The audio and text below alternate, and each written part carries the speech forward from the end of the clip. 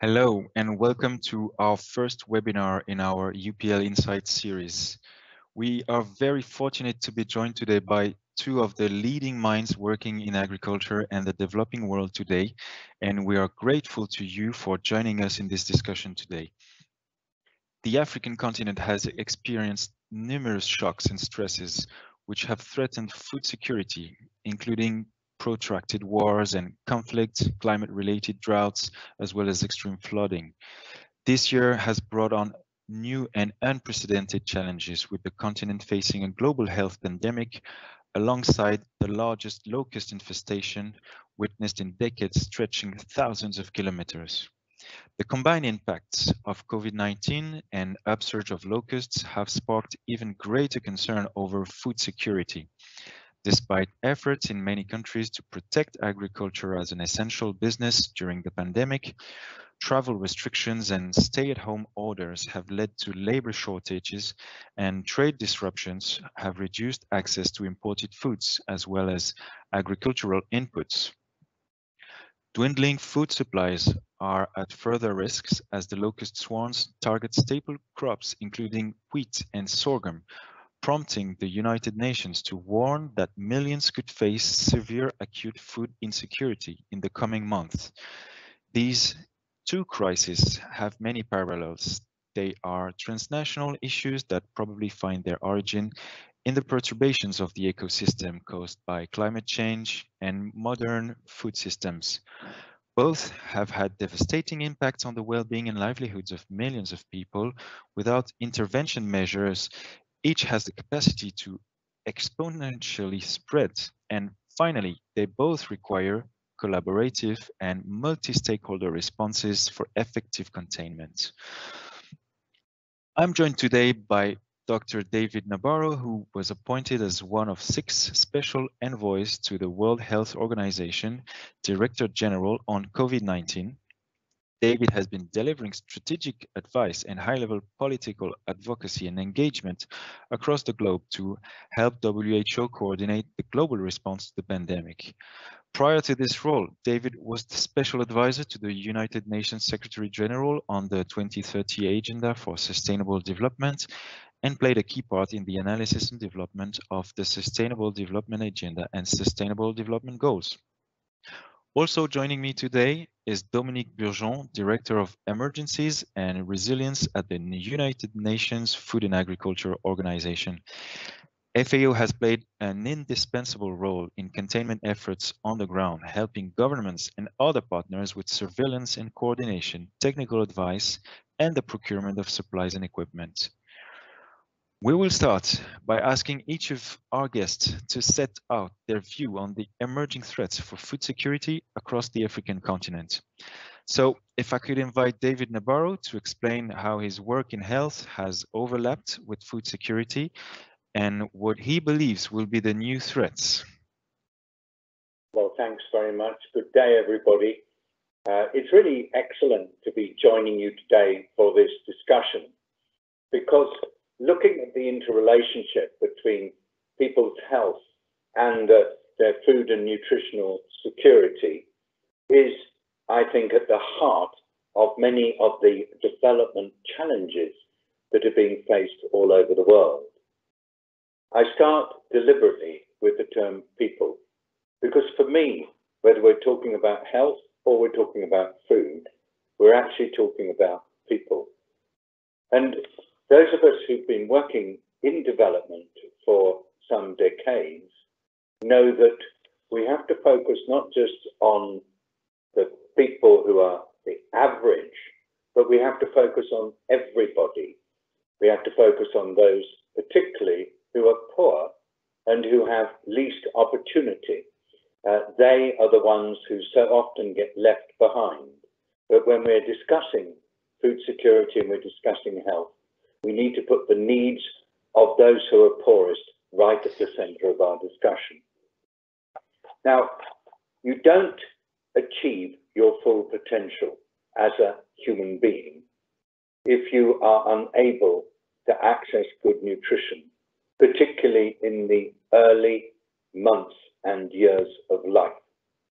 Right from the beginning of pregnancy through through to beyond a child's second birthday, the body, and particularly the physical structure of the body, as well as the emotional well-being of the body, is hugely influenced by access to nutritious food and access right through that period, not just in certain periods and not in other periods.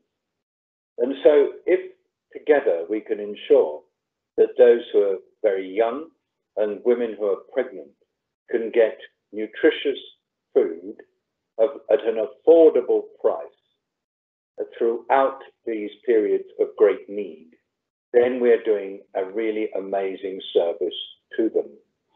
Of course, there are other aspects of health and food that we need to take into account. We're just in the midst of a pandemic made up of numerous outbreaks of a new virus, the new coronavirus that causes a disease called COVID-19. You will know what enormous challenges are being faced as populations everywhere have to shift the way in which they live so that the virus can be contained and so that people can get on with life despite the dangers that it causes. Now that in turn is putting huge stresses onto people's food systems. It's affecting whether or not people's food systems are able to respond to the needs of the hungry and the nutritionally insecure. And in many places, they've not been able to respond easily. And we've seen communities that have been short of food. And we've seen children who have not been able to access the nutrition that they need for development.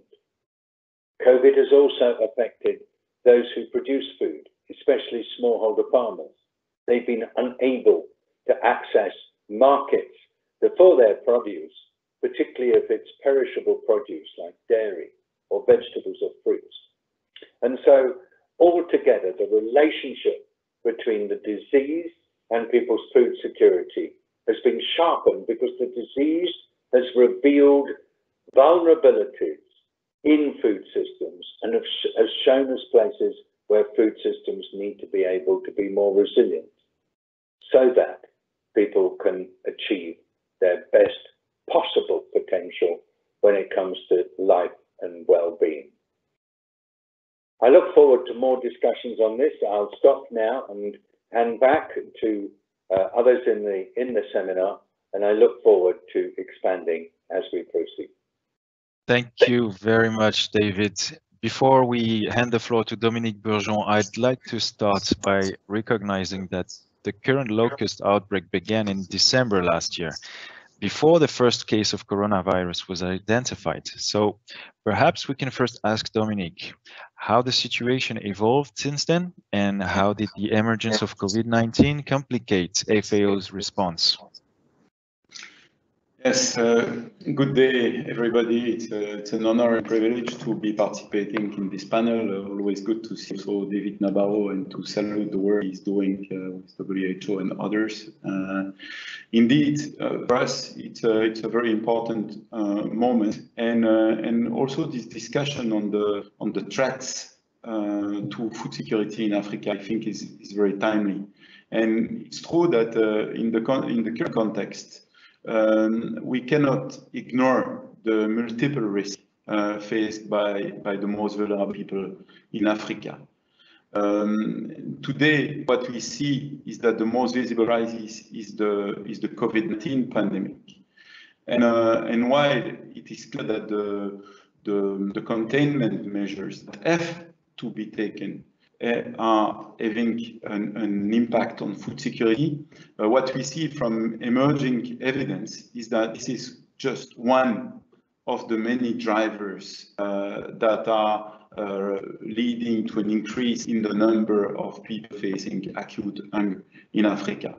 So yes, the locust is definitely one of the key driver of food insecurity, especially in the Greater Horn of Africa, and we haven't seen such a situation for many years, up to 70 years in Kenya. But I think it's important to realize also that there are many are the drivers of acute food insecurity in Africa that are related to climate, for example, in some parts of the continent, but that there are also plenty of plant pests like fall armyworm, for example, that can have an impact on maize production, for example, reducing it by 10 to 20% of the production, and other also animal diseases that are having a tremendous impact. For example, the small ruminant, the peste des petits ruminants, that is devastating the livelihood of smallholders, and that is having a cost impact between $1.5 and $2 billion per year, affecting primarily the smallholders. So I think it's important for us to realize that we have to look at threats affecting the communities in their entirety, in their globality, so as to address and to do, as David was saying, to really work towards building resilience of these communities, building resilience to the variety of shocks they are exposed to. Locust being definitely one of the main shocks in the Horn of Africa, in Yemen, West Asia, with the threat also to West Africa, and it's true the current locust response being complicated by the outbreak of the COVID-19. But also realizing that I think, and there we need to salute the efforts of the government of the affected countries that are really prioritizing the response to the locust, so that all possible efforts are made to really control the locust as well as the other drivers of acute food insecurity. That I think. No, I look forward to the discussion and to really engage in this discussion and be able to provide perhaps more details as we move. Thank you. Thanks a lot, Dominique, for this great introduction overview. David Nabarro, do you think the response to coronavirus in Africa has been improved by the many other infectious diseases and other issues that continue to threaten lives in the continent? Thanks very much indeed. I really like this question because it highlights something that I've learned over the years in my work in different African nations. Let me take you back to 2014. I was responsible for helping to coordinate the response to a massive outbreak caused by the Ebola virus. I was working with the government and people of Liberia in particular during September that year. And I remember so well that outside support empowered African leaders at the county level in Liberia to take responsibility themselves to act to protect their communities from this virus. They said to us, just tell us the issues, encourage us to do what we need to do, and then leave it to us. We'll bring the communities together and we'll help them to respond to the threats posed by this virus.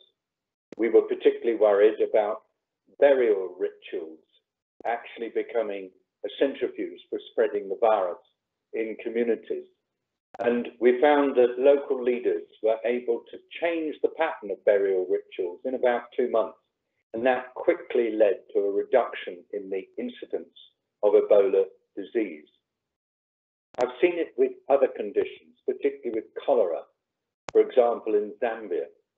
And I suppose my conclusion is that communities in sub-Saharan Africa particularly have had the opportunity to learn to deal with disease threats and do it remarkably well. And that in turn, I believe, makes them better able to deal with the threats posed by this new virus. Even though they're tricky, I am seeing that communities are getting on top of it. Not all, and not at the same speed, but I believe it's helped. And I suppose I'm left comparing what I've seen in some African nations with what I've seen in European nations. where, quite honestly, I sense that people have not had recent experience of highly infectious disease threats. And so they're having to learn from scratch how to deal with them. And sometimes I feel that the learning is harder in European nations than it has been in Africa. Last point, don't let anybody believe that coronavirus has been and is an easy challenge for African people and their nations. There are still massive challenges, including lack of testing, including shortage of protective equipment and medication that can be used by health workers, including real difficulties for people who are asked to stay at home as part of the containment strategy. African nations need international support to deal with coronavirus, and I'm advocating for that always. I feel very upset that there is not the level of support coming to African communities that I believe is needed. Thank you, David. We'll move on afterwards on the coordinated response and crisis management by both communities and the states. But before that, I want to ask Dominique. This is about the locust. This is not the first time we have seen locust upsurges approach this scale, but the current situation seems to be the largest in decades. Why is this one so different from the previous ones? Well, indeed, and I would say, thank God, it's not that often that we are seeing that sort of situation. I think the last time we had such a, comparable scale of surge was in 2003, 2005 in the Sahel, West Africa region, where basically over $400 million had to be invested to unfavorable conditions be reached to be able to control the situation. Now it's clear that we are facing really a massive situation for indeed several reasons. First of all, I think the region that is the worst affected is the Horn of Africa and Yemen. I mean, if you look at Yemen today is the largest food crisis in the world. Over 16 million people are in acute food insecurity. The Horn of Africa, if you remember, in 2017, we had a risk of famine in Somalia, and we had a famine at small scale occurring in South Sudan. It means this is a region with already high level of prevailing acute food insecurity. This was pre-locust and pre-COVID-19. So no, it means that with these two additional triggers of acute food insecurity, we know that additional people are being pushed into acute food insecurity. In the meantime, we have learned a lot from previous response. And our response is different in the sense that we are not only working towards controlling the locust by simply spraying, surveilling the situation and spraying, but we are also, and we have adopted an anticipatory action type of approach, which is how can we work towards controlling the outbreak so that we will prevent a further increase in the number of people in acute food insecurity. So it means we have an approach by which we combine control operation with support to safeguard the livelihood of people.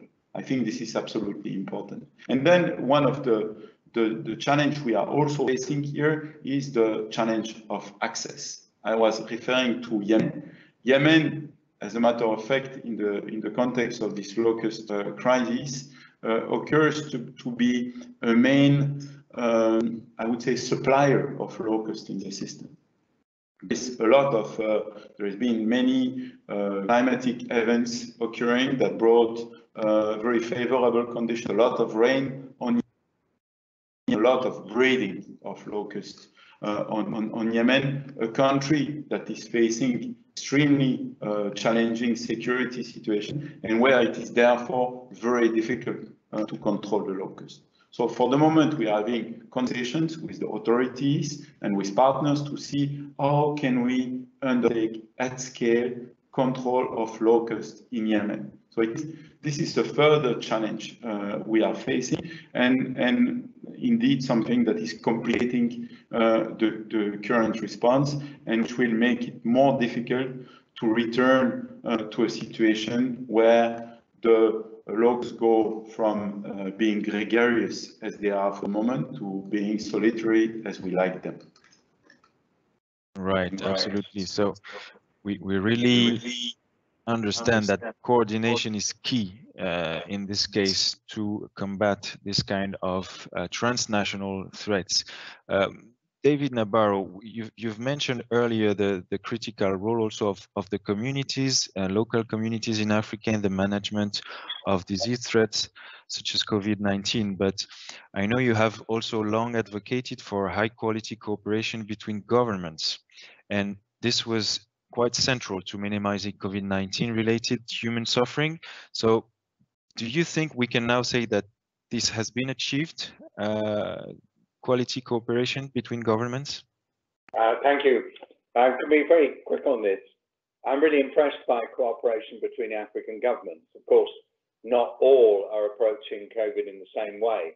But if I look at the work of the African Centers for Disease Control, at the work of the African Regional Bureau of the World Health Organization, the African Union as an institution, the African Union Development Agency as the intellectual support for what Africa is doing.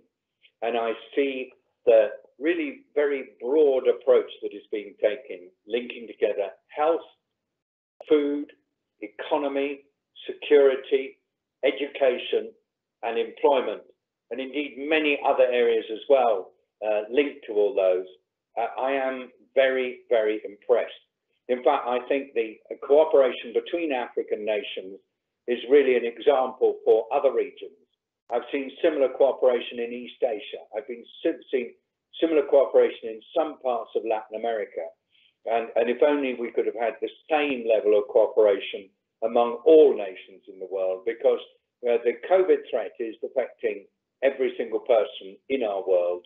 And we've got to work together to get ahead of this virus, to make certain it doesn't disturb economic and social life for months and years to come. Because even if we get a vaccine or some other wonderful approach to dealing with the problem, we're still going to have to work together to deal with the constant threat of this virus. So in summary, there is good coordination. It can always be better, but I'm really impressed with what I'm seeing across Africa, and I only wish the rest of the world could do the same. Thank you, David. Dominique, as far as I'm aware, locusts are present in 8 countries in Africa. Same kind of question. How do you think has the FAO helped facilitate the coordinated response between governments and organizations in the affected region?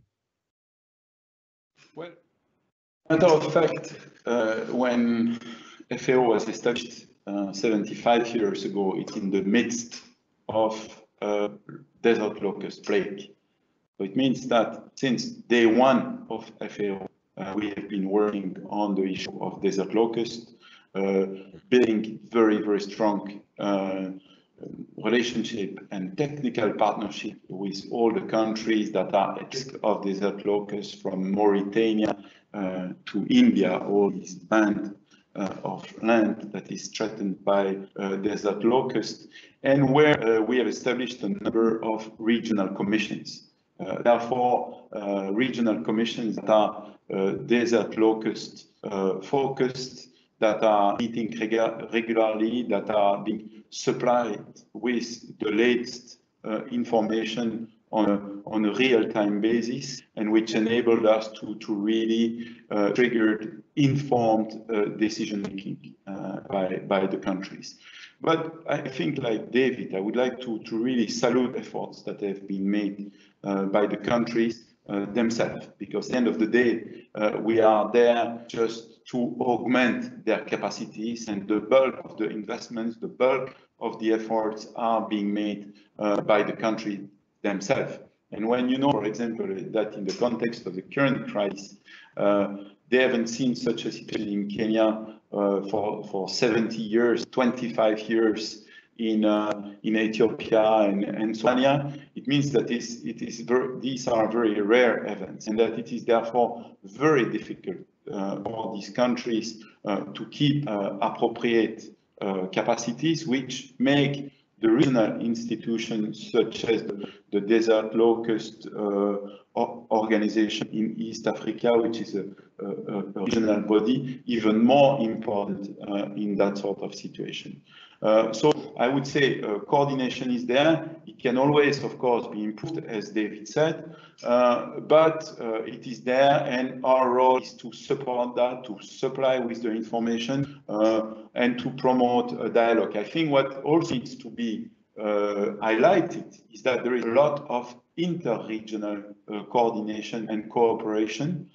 For example, you know, since these events are very rare, companies that are supplying very specialized sprayers or pesticides do not have off the shelf these equipment. So something that has become the norm in that sort of situation is what we call the triangulation of assets. So, for example, in the very early days of this crisis, the government of Morocco gave sprayers to Somalia. Now we are discussing for an African country to triangulate some of their pesticides Yemen. So it means there is a global realization that this global threat that requires global action, and I think countries, affected countries, are very much working together, of course, with the support of our risk partners.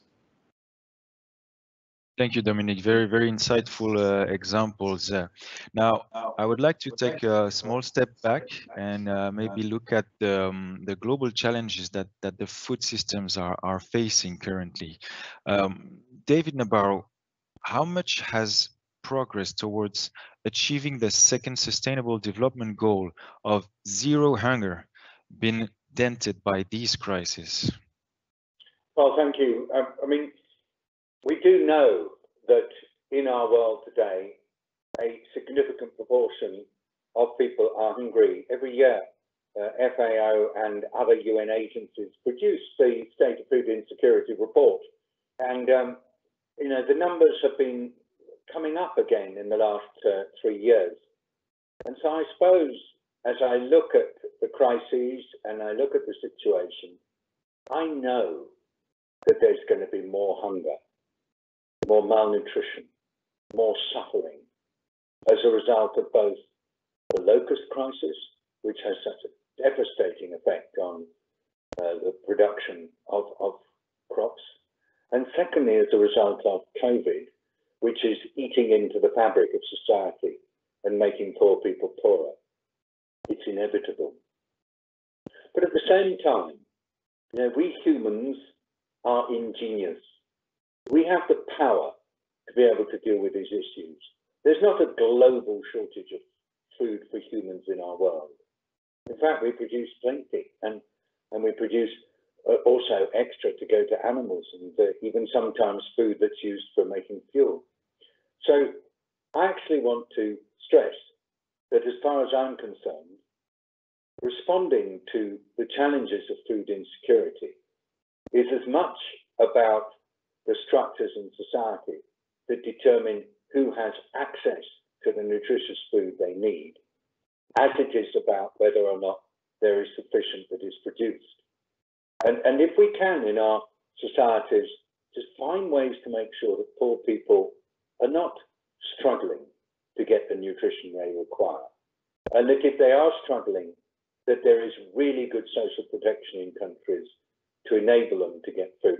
And if the government can't do the social protection for whatever reason, that there are non-governmental groups that can do it and community organizations that can do it, then we will contribute to the second Sustainable Development Goal. Thanks. Thank you, David. Yes, this is actually leading quite naturally to the next question I had for both Dominique and yourself. Maybe Dominique, can you start by telling us, beyond improved surveillance and monitoring systems, what, in your opinion, what structural changes would you say the food systems now need to make to improve resilience and sustainability? Well, obviously, it's a broad question, and I'm sure this will be high on the agenda of the food system summit. Actually, this is one of the act track that will be discussed in that context. But for us, I think there are many things that are coming forward. But I think one of the key aspects is really to look at the threat in their globality, not to look at the threat one by one. In particular, in that context, we are very concerned, especially when it comes to Africa, by the issue of climate, the number and intensity of climate extremes that we are seeing. Climate variability are having a tremendous impact. Therefore, the importance to work towards really climate resilience for us is extremely important. In that context, the issue of also work towards anticipatory action, knowing what the risks are, and be able to anticipate risk by building resilience of the communities, but also by using some of the development tools we have that can be applied in this context of more extreme hunger, such as, for example, the social protection type of systems that David was referring to, what we call risk-informed, shock-responsive safety net social protection systems that need to be put in motion in that context for us are absolutely important, because they avoid people to lose their livelihoods. For example, we have seen a couple of years back, again in the case of Somalia, is that the fact that we were able to protect the livestock of the communities, to enable them to keep few lactating and core breed animals, has avoided them to reach a complete depletion of their livelihood assets, and therefore has prevented them to move long distance and become completely destitute, therefore enabling them to, I would say, bounce back better. So that sort of approach, much more anticipatory type of approach, using the tools of development such as social protection, disaster risk reduction, climate change adaptation, are for us extremely important. Now it's clear that there are a range of other measures that are appearing with the COVID-19 also providing an opportunity. For example, there are a lot of discussion on improving biosafety, on increasing food stock at the level of the countries, to also promote the role of the private sector. So there are plenty of things that are coming on the table in the various countries that will need to be looked at with the support of organizations such as the one I'm working for. Thank you. Rightly said, Dominique. David, Nabarro, do you foresee any other emerging threats that could impact smallholder farmers in particular in the near future? And in the same way, in your opinion, what do you think the food system should do in terms of systemic change to improve their resilience and sustainability? Thanks very much indeed. There are always going to be threats to food systems. And in fact, we need to go back to what I said at the beginning. we've got to see these as people's food systems and then recognize that the people who are participating in food systems themselves face threats because of environmental, economic, political, and social factors.